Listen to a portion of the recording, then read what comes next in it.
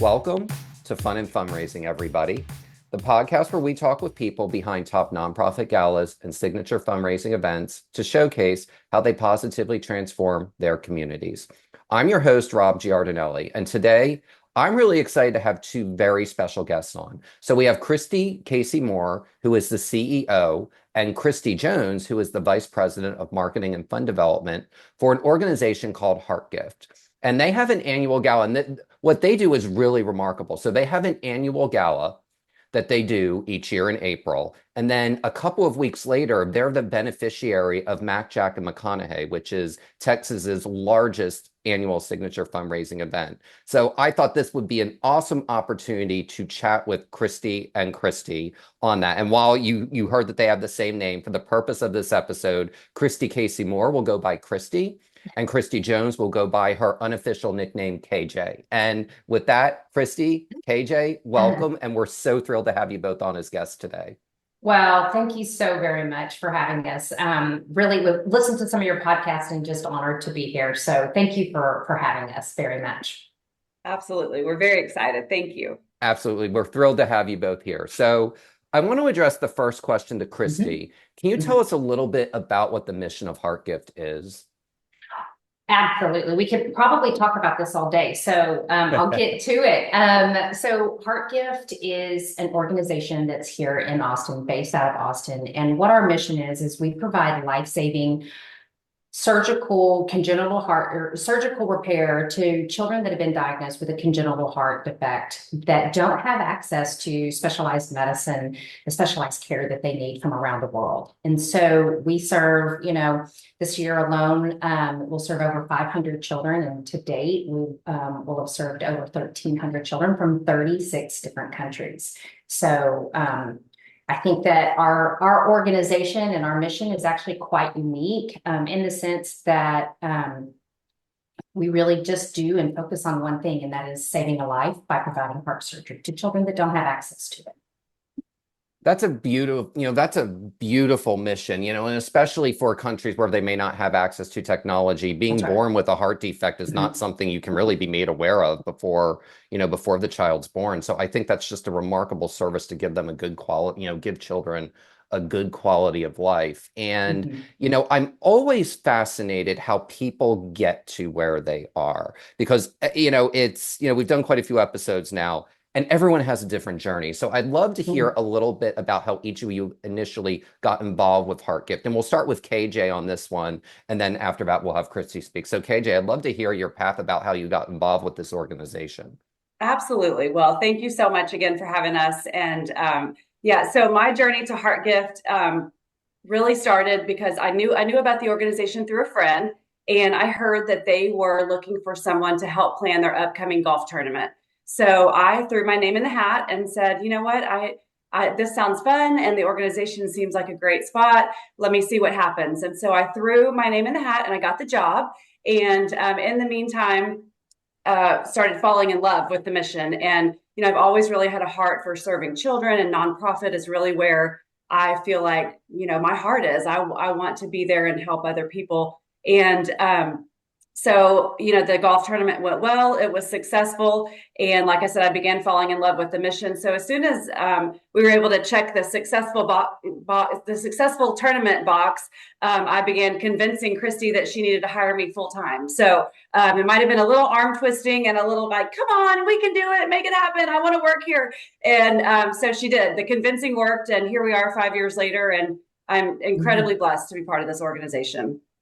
What I love about that answer was you started as a volunteer. And that's, when people, and the thing is, when you attract top talent, whether it's financial, whether it's human capital, whether it's social capital, whatever it is, it could be something as simple as volunteering. And I think a lot of organizations, they go for the jugular and they go for the home run in the beginning. And I love that you started with their golf tournament and you evolved it into something that's really kind of become your life's passion. I just think that's so cool. Yes, thank you. Absolutely. And Christy, I'd love to hear, your path on how you got involved with HeartGift initially. Absolutely. So I've been working in nonprofit for 27 plus years. And so just through the work that I had done here in Austin, I actually was introduced first to HeartGift through one of my prior committee chairs through my work at another nonprofit. And so it really just struck me again as just this really unique organization because they were so singularly focused and had such incredible impact. And so fast forward, I had a little bit like Christy or KJ in the fact that I had a friend reach out to me and say, hey, anything about HeartGift? And I said, well, yeah, randomly enough that I do. What's going on? And they said, well, there's a position open over there that you should talk to the founding, the two founders of HeartGift about. And so obviously dove in a little bit, did a little bit more of my research and talked with Dr. Chip Oswalt and Ray Wilkerson, our co-founders, and again, like KJ, immediately fell in love. And I was just so amazed by such a very small little group of people had such a global impact, coupled with not a lot of people. It wasn't a big, huge, flashy nonprofit organization that everybody in town or in the United States, et cetera, knew about.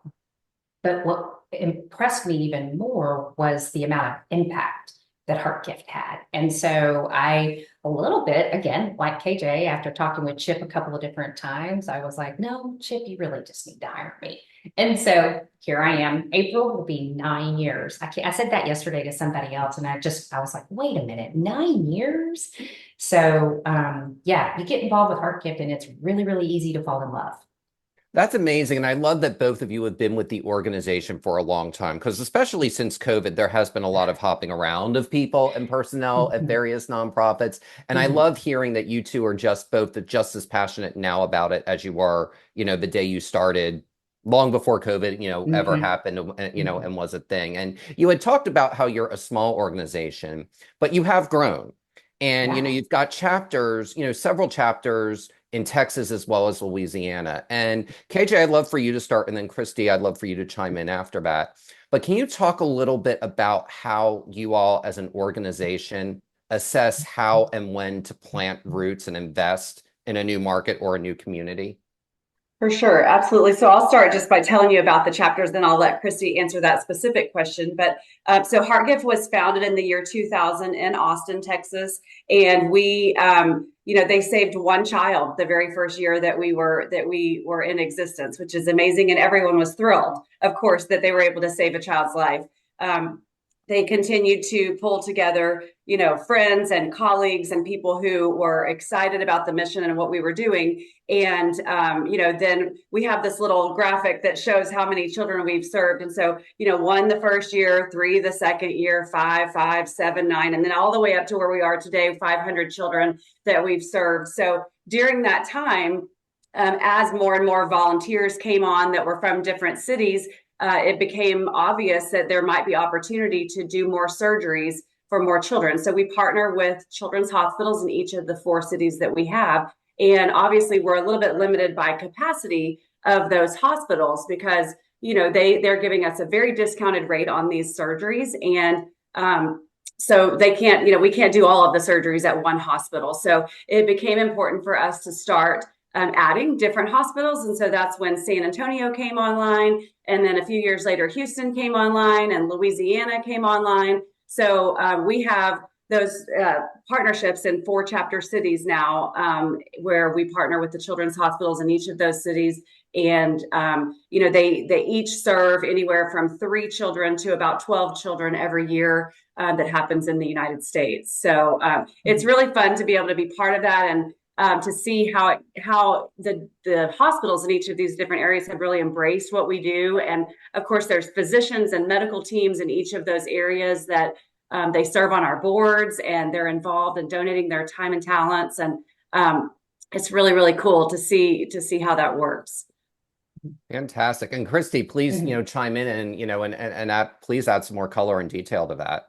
Yeah. So, KJ, excellent explanation as to where we are and how the programs actually are running and looking. And so when it comes time for us to talk about expansion in the United States and or new opportunities in a city. And that's a little different, but for the purpose of the conversation today, it's some of the same from an expansion standpoint. One of the first things that we really look at is capacity at that hospital, in that chapter, in that city area. And so because we know that a sweet spot for us is about anywhere between 8 to 12 surgeries a year, bringing children to the United States. And so we want to make sure that the hospital that we would partner with or are looking at to partner with has the capacity to handle the 8 to 12 patients that we would bring in, that to not interrupt their normal service of children, their normal care that they're already doing. And so that's really one of the most important things that we look at, is the capacity. Obviously, we look at the very, the things that you would think about, which is, the quality of care, the location. Is it easy for our patients to get in and out, so close to a major airport? Potential for fundraising, because we have to fundraise for these babies to come into the United States. And so that's important. And really the next two important things that we look at is we look for our internal champions. And so that would be the surgeon and or cardiologist. We love to have both.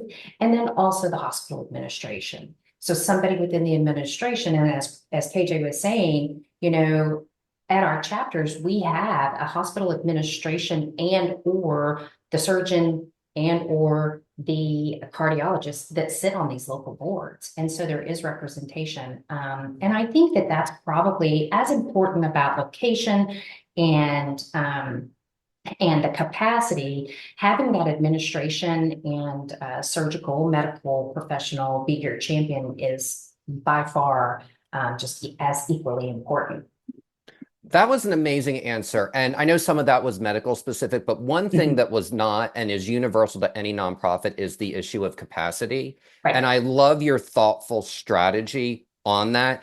Yes, you want to help as many people as possible, but you also have to deliver and follow through on what you promise. So that's a really, what Kristi just described is an extremely smart, consistent way to get that, as KJ described, kind of get that growth curve that you want, that you're able to eventually help more people in multiples. I'll think of it almost like planting a tree and a seed, and you've got to give the sapling time to become this beautiful big oak tree or this beautiful big plant. Yeah, it's funny that you say that too, because I've said that so many times about, let's pause when we talk about expansion in the United States. Let's pause first. We've got some really great trees that have been planted, and I specifically said this when I first got here almost 9 years ago, when we were really diving deep into what does U.S. expansion look like, and I said that so many times. Hang tight, guys. Let's look and see where we've planted. Have we watered? Is it growing? Because if we know all of these answers, and if we're nurturing and really fostering this program that's been, by the time I had gotten here, already going for 16 years, then this serves as an incredible opportunity for us to duplicate somewhere else. There's no reason to go back and reform the wheel or whatever it is, saying is, recreate the wheel, because if we're doing it right, and we were doing it right for 16 years, so when we just use that same model of let's just dive in and make it sounds like it could be complicated, but it's actually not. I'll go back and I'll just say it's about relationships. What I was saying about these administrators and the medical partners and the relationship that we have with these hospitals. I was on a phone call yesterday with one of the administration representatives from the hospital in New Orleans, and we were just having a conversation about growth and their program and us, et cetera. And I hung up the phone and I really thought, wow, what an incredible relationship that we have with that hospital. And that we could have a really open two-way conversation about things that we see and recognize as barriers to access, but we could potentially partner on to make it better for people. So it's relationships for sure.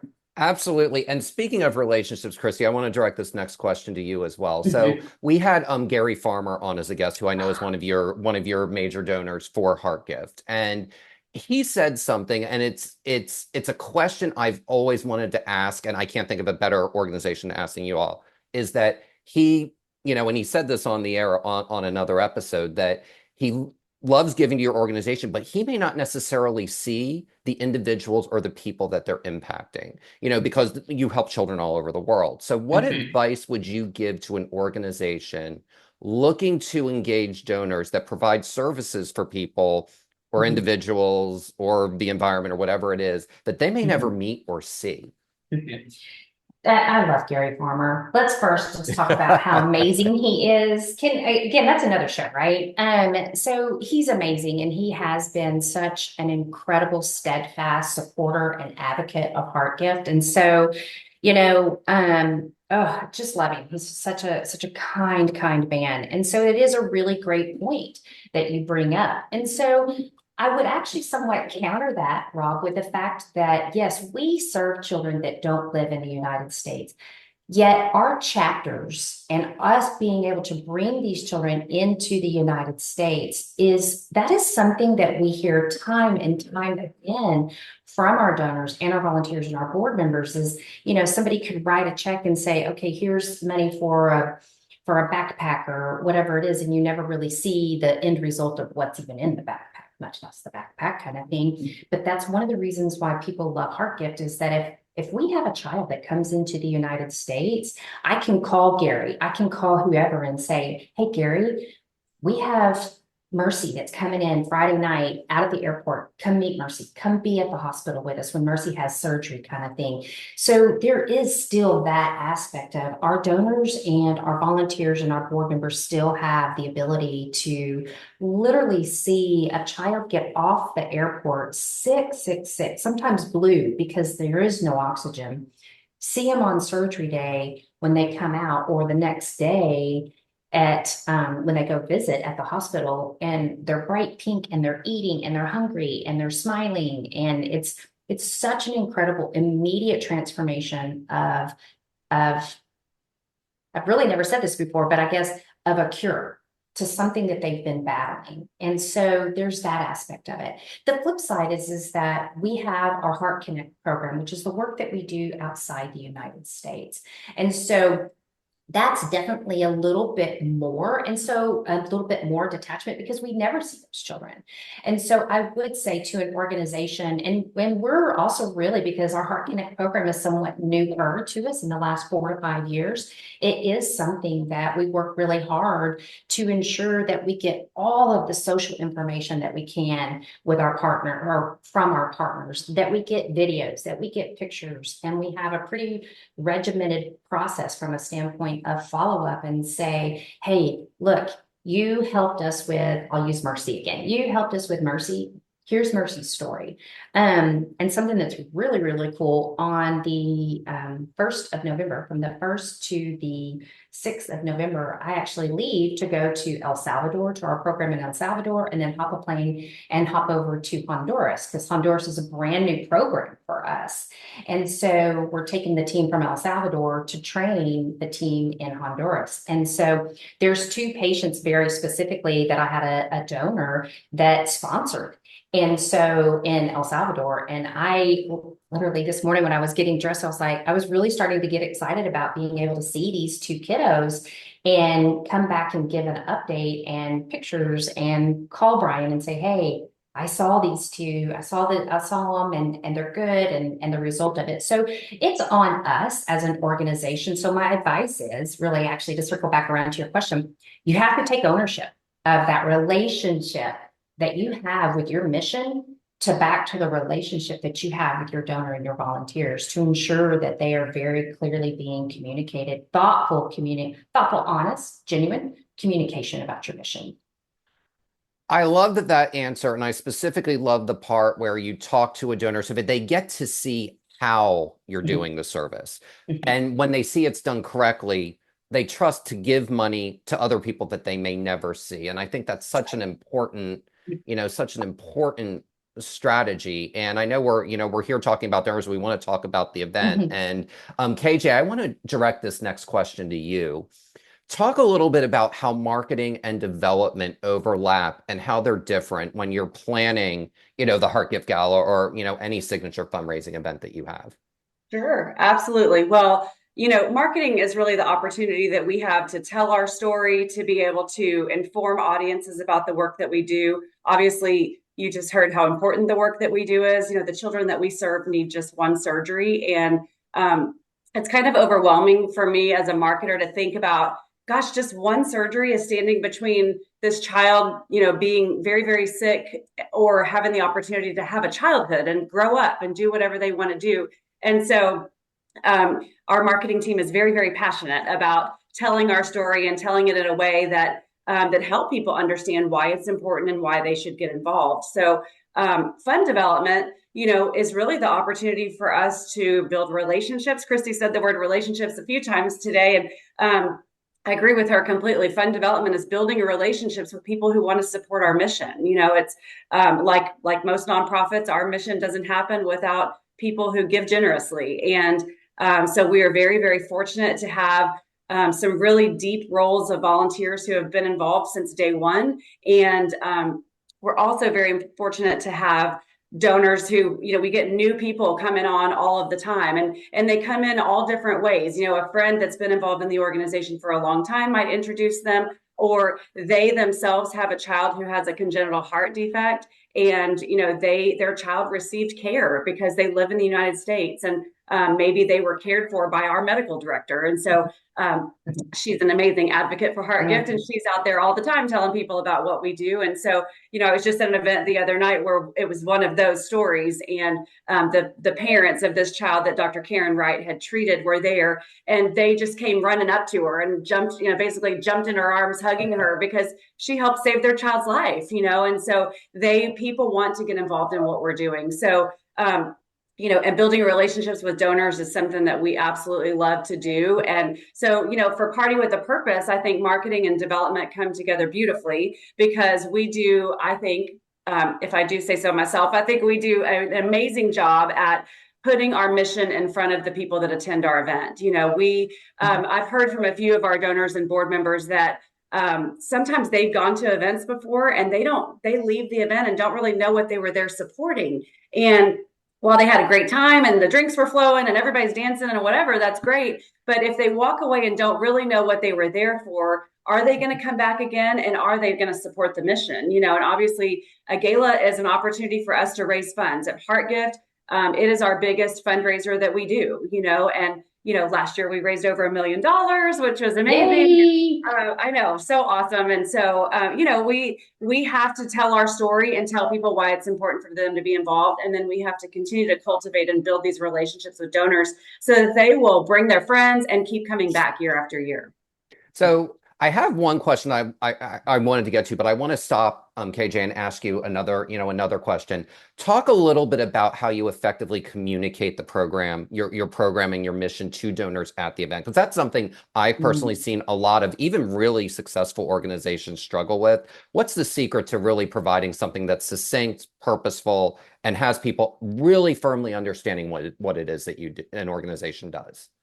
Such a great question. Thank you so much. And it's something that we talk about all the time, because we want to effectively communicate the mission. We don't want to overload everyone with too much clinical information, but we want them to understand what we're doing and, again, why it's so important. Again, the children that we serve, they need just one surgery. And if they don't get it, they may not live to see their next birthday. This is serious stuff.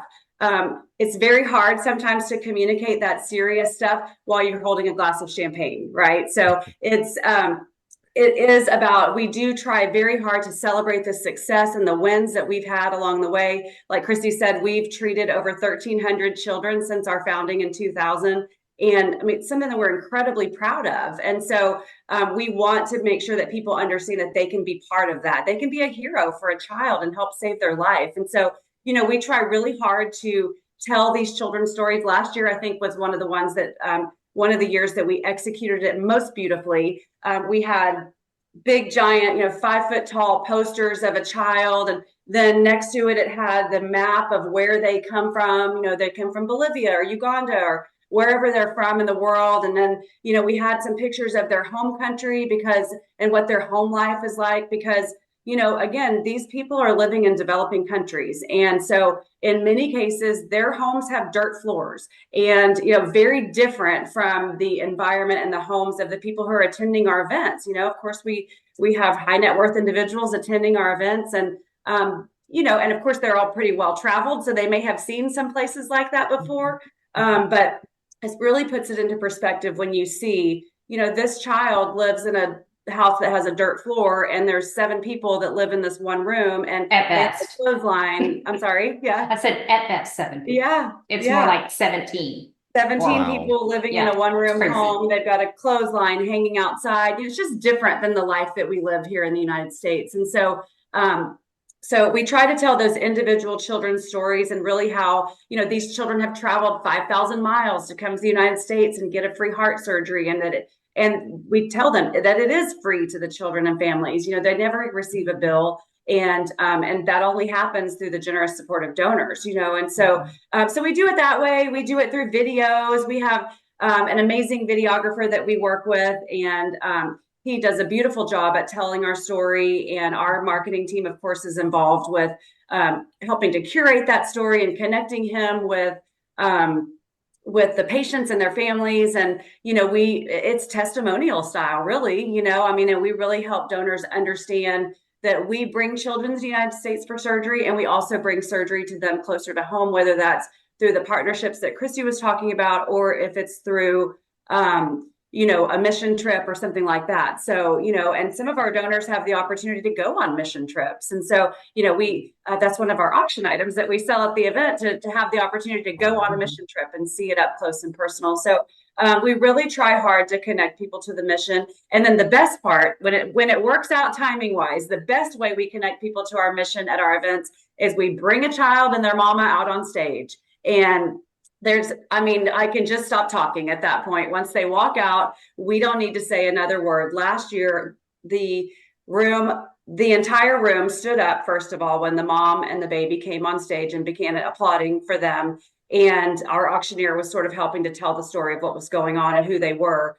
And then he handed the mic to the mom, and she just said, in her Ugandan broken English accent, she just said, "Thank you. Thank you for what you're doing. Thank you you saved my child's life. I might not be standing here with him if it weren't for the people in this room and other people that support what we do." So, like I said, it's really a mic drop moment when we're able to bring the patients and the families out on stage. And so I'm always begging our patient coordinator, please make sure we have a child here during that time, because people love it. They love to get to meet them. And it's really incredible. Like Christy was saying, the children, when they first arrive, they're very, very ill, and they're not meeting age appropriate milestones. And there's really a lot going on with them. And then when they leave, they are healthy and happy, and their moms have, let go of the weight of the world that they've been carrying. And so it's just such an incredible opportunity when we can let them meet the patients. That's amazing. Oh, go ahead, Christy. Yeah, I just want to add a couple of things to, when you were asking about how do we tell the story, I think one of the things that Christy and her team does really, really well is that even before our guests get to the event, we have already very gingerly started prepping them, or peppering them, however you want to call it, with mission impact moments. And so whether it's, you will get to meet so-and-so or whatever it is. And then once they get there, it is, from the time that they check in, and obviously our events at the JW, you come up the escalator kind of thing, it is, you immediately start to see the mission and see, because you can look through the room. But I think it's done in such a beautiful way, because it's not so much in your face. It's just us telling our story. And I think our team does an amazing job with that. I think the other two things that I want to add to that is that our auctioneer is Heath Hale, and we love Heath. And Heath has been working with HeartGift for a really long time as well. And I think the prep work and the relationship that we have with Heath helps us a great deal, because it's some of the little things that we do to help him tell our story, to help communicate with him so he can tell our story, that I think also goes a long way. And then last, I would add, from a logistics standpoint, how do we tell the story from a infused mission from a program standpoint? A little bit to what KJ was saying, I think something that we are very fortunate to have is that we have board members and, volunteers, Party with a Purpose committee members, et cetera, that have been either host families and or have gone on these trips, these medical mission trips. And I think I continue to hear year after year, the most impactful speaker of the entire night is when I put one of my board members on stage and they tell their story and their connection to HeartGift through their own voice, because it's that peer-to-peer. They're seeing, oh, this is my really good friend that's up there and he has experienced this mission, and to hear him talk. And so I think there's benefit of making sure that you've got the right speakers on the stage as well.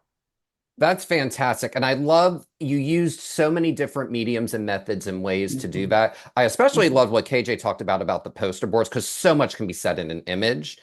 And an image also, you can stop and stare at it. A video, it goes, but you can stop and look and stare at that. And, anyone looking for something impactful, it's probably going to be less expensive to do that than do a video, especially if you're starting out, because you can just get it. People can look at it and people are like, well, that doesn't seem sophisticated enough.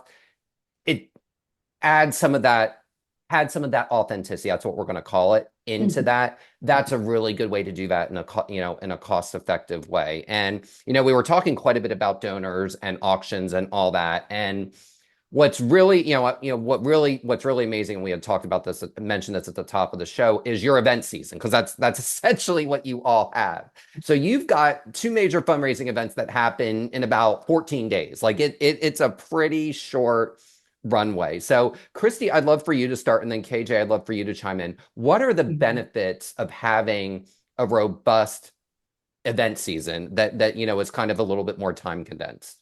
So I would say my immediate response is infusion of our mission into several hundred people in a very short amount of time. There's very little, believe it or not, there's very little duplication of donors at our 2 events. So that, it makes us really happy, because through our event, Party with a Purpose, and then MJM, we get an opportunity to talk to several hundred people in about a 2-week time. And so whether that's us being able to do it through the mechanisms that KJ just talked about from our marketing and our storytelling standpoint, or on the stage, on the forum, through the forum of MJM, which is a powerhouse in itself. We are incredibly blessed to be a beneficiary of MJM. It is just, it is very, very humbling that they chose us, and so to be able to have the work and the power of the team of MJM help us tell our story. It is, I would say, infusion of our mission through several hundred people in about a 2-week time is awesome. From a logistics standpoint, we pretty much run our Party with a Purpose, and obviously JHL and the MJM team do their kind of thing. So I think, anytime that we have an opportunity to share our work and the impact of what we do, we'll take it. I don't care if it's a week, 2 days apart, 3 weeks apart. We're going to take every opportunity we can to tell more people about HeartGift, for sure. Oh, that's amazing. And KJ, I'd love to hear about this more from a development perspective of how, you navigate all of that in a short period of time, because I know you go to all of them. So I'm curious to see how you, I don't want to say compartmentalize, but how you categorize and label and prioritize a lot of people in a really short period of time that you probably have to follow up with. For sure. Well, yes. First of all, April is, I would say, the craziest month that we have. It's also a super fun month, and there's a whole lot of celebrating and sitting on cloud 9, because there's a lot of fundraising success that happens during that time, and it's super exciting. So first and foremost, like Kristi said, we're incredibly blessed to be part of MJM, and for that audience and group to recognize the good work that we're doing. And we've been part of it, since the beginning. And so it's awesome to be part of that, and to be able to work with their team that's planning that event, and also to be able to have the opportunity to interact with their donors as well. And like Kristi said, it really is a different audience. So, obviously, like she said, we plan and coordinate every detail of our Party with a Purpose. And we also very much prioritize anything that MJ&M asks us for. So I'm sure you know the team at JHL, and they are a well-oiled machine. Very and much so. They have their list of things that they need from the MJ&M beneficiaries, and so they are able to in a very organized fashion, ask for what they need. They need videos and pictures and logos and things that they can post on social, and information about the charity that they can share with their group of donors. And so I think it's just a juggling act, and we do everything we can to make our event successful, and we do absolutely everything we can to help make their event successful as well. We love going to their events. They're super fun. As you know, I'm sure you've attended. It's They are amazing. A lot of fun. Yeah, and it's amazing when, Heath, of course, is the auctioneer for MJ&M as well. And so, last year it worked amazing for us. We were right 1 week in front of MJ&M. It definitely was a crazy, crazy time. I mean, I think after all our event and the MJ&M events, I think I went, and then I had a wedding that night after all the MJ&M events. But that Sunday, I think I just crashed and didn't wake up for a while. But it was, it was awesome because Heath came off of our event where, again, we raised over $1 million, and that was a record for us. And he was so excited. And he's, like Kristi said, Heath is always so engaged with our mission, and he does such a great job at preparing and helping us to decide, what auction items are best that he thinks are going to do well and have the most success. And he also knows our donors, which is amazing. I love when Heath is up there doing an auction and he calls them out by name and says, "Hey, I know you love Italy. Let's go." And so it's awesome when he does that. And so, this past year, he had come right off of our event and then rolled right into the MJ&M events. And so it was really fun to see him kind of riding that wave of excitement and fun. And, and obviously the donors at MJ&M are incredibly generous, and they raise so much money. I think Kristi and I sit in that room every year and just our mouths drop open, what in the world is happening? How is this happening? It's just, wow, to be surrounded by so many generous people. So, I think, how do we compartmentalize? We kind of don't. We just throw all the balls in there and make it happen, and like I said, I've got a great team, and both events are so important to our mission, and so we have to put MJ&M on equal footing with our event, and we just kind of divide and conquer and make it happen. Well, first I want to say, Heath really, if you're looking for an auctioneer, I mean, there is nothing transactional about Heath with that. And a lot of auctioneers, they can just kind of go through the motions. That is not, he really does understand the people in the room in a way that's really, I don't know how I go to a lot of events and I can't even compartmentalize and combobulate every single person that I meet, and he's somehow able to do that. It's just uncanny. But you both were talking about MJ&M and how important it is to you. And I think something that some nonprofits struggle with sometimes is, I got to do it all by myself. And the thing is that pretty much every single organization we have had on this program collaborates with other nonprofit organizations. So Kristi, I'd love for you to talk about the partnership with MJ&M and the importance of collaborating with other nonprofit organizations so that you get your goal to have that curve where, you're going from 3 a year, 4 a year, 12 a year to 500 a year and get that curve. So, I may talk all day long on collaboration because, let me first talk about MJ&M. So, as I mentioned before, it is ridiculously, I don't know if that's the right name, the right word, but humbling that they chose us as one of their beneficiaries. Our relationship, and let me rephrase this, because of our relationship with MJ&M and their commitment and their dedication to just do their job and to just do what they do and to do it so well, the effects of that have been transformational for HeartGift. I wanted to start there because I think that part of that really leads me into the collaboration piece. And so Look, there is no reason why any of us should be doing any of this work alone. We are not experts in all of it. We don't know everything. Just because, you know, we we do we serve one cure, we serve one purpose, one mission, doesn't mean that there's others that don't do somewhat of the same kind of thing, or at least have the same type of mission, and therefore we should be collaborating. Let me go back to MJM. Our co-founders, Dr. Chip Oswalt and his wife Karen Oswalt, are one of the most important reasons why we have the relationship with MJM. And so they have really just helped us, I'll say again, fostering relationships. They have just really helped us through,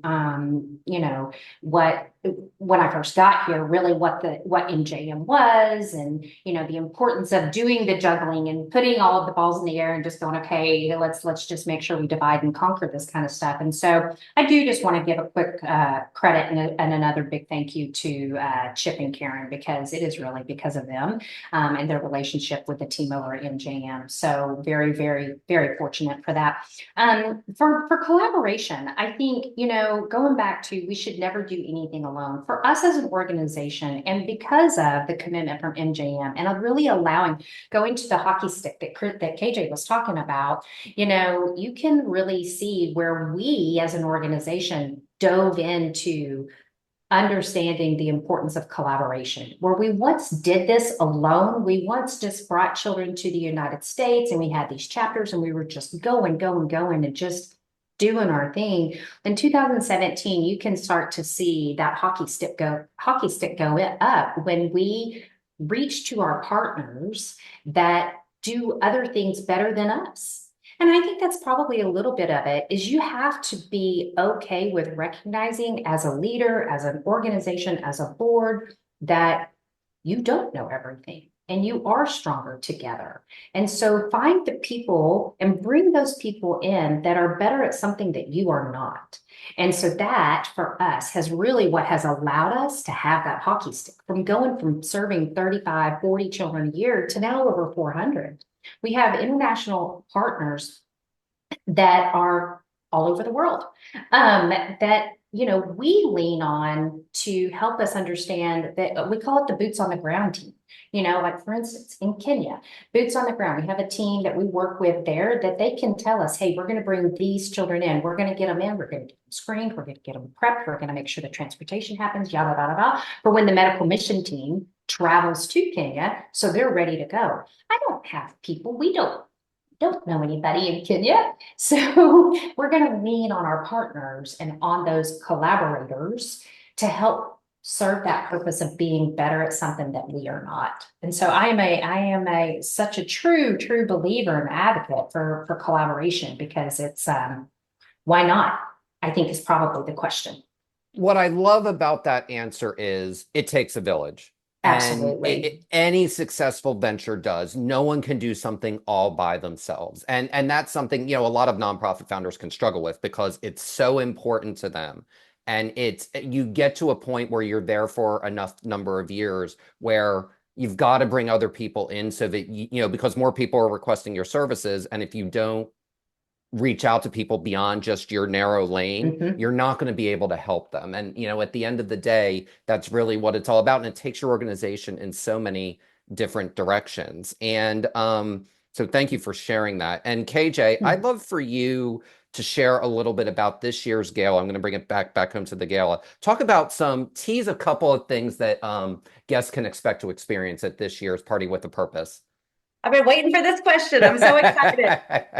We are so excited. So as I told you, HeartGift was founded in 2000. And so in 2025, we're celebrating our 25th birthday, not our anniversary, but our birthday, because kids celebrate birthdays. And we are also celebrating 25 years of making birthdays possible. So we are incredibly excited to be able to share this with all of our friends and new friends and people who have been involved. We have the opportunity at this event. We're honoring two different groups. That one is a business out of Louisiana, ED&F Man Commodities, and they have personally, their organization has sponsored 33 children for surgery, where they've fully funded surgeries for 33 children, which is incredible. And we're so excited to be able to honor them. And then we also are honoring a gentleman named Frost Murphy out of Houston. And he is someone who had brought the idea to us a while back, like, hey, like, you know, what Christy was talking about, for such a long time, we did our surgeries just by bringing children to the United States. And Frost came to us a while back and said, hey, what if we started doing surgeries outside of the United States? You know, medical care doesn't just exist in the US. Just because it doesn't exist where the children we serve live, it does exist in other places, right? So Frost really brought that idea to us, and it's because of him that we've been able to have this exponential growth with regard to caring for children outside of the US as well. So we're super excited to honor them. Obviously, we're going to have cocktails, an amazing live and silent auction, a super fun entertainer, which will be great, and a little after party, and, you know, really going to give the guests an opportunity to get up close and personal with our mission. And the attire is Austin chic with a pop of silver, because silver, 25th birthday. So we hope everybody will bring out all their sparkles and bling and show up and be ready to party and have a good time. And of course, after last year's fundraising success, we're hoping to up the ante a little bit and blow that out of the water. So hopefully they show up also feeling generous and excited to help support us.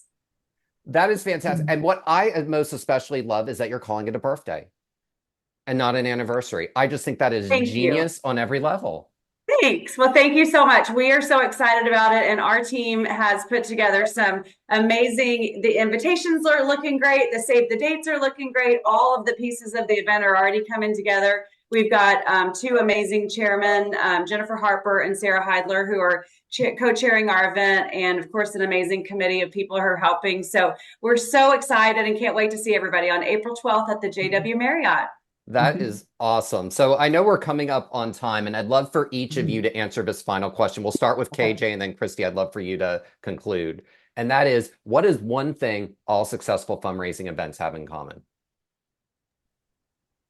Well, we might say the same answer. I think that's perfectly okay. Yes. Well, I think there's two things. I think number one is amazing donors and people who are invested in and love our mission. And we are so lucky to have so many of those people. And then I think for us, we try really, really hard to make sure that people know why they're there and that they get there and they have a blast. We just want them to have a great time and come back again and again.